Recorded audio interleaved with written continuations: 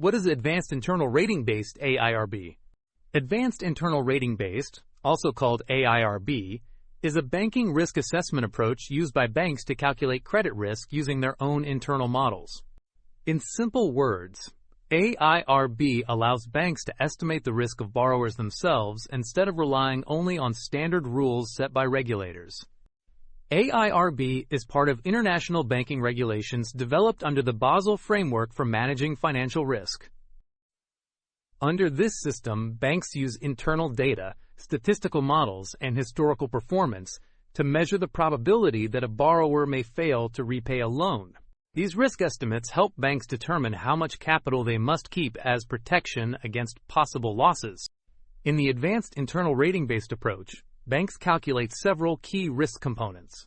Probability of default, which measures the chance that a borrower will fail to repay. Loss given default, which estimates how much money the bank may lose if default occurs. Exposure at default, which measures the total amount at risk when default happens.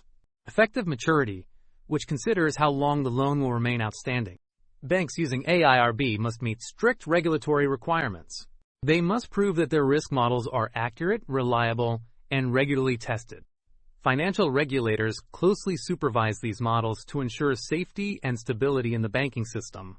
The advantage of AIRB is that it allows more risk-sensitive capital calculations. Banks with strong risk management systems may hold less capital compared to standardized approaches.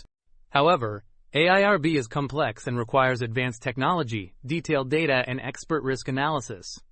Because of these requirements, AIRB is mainly used by large international banks.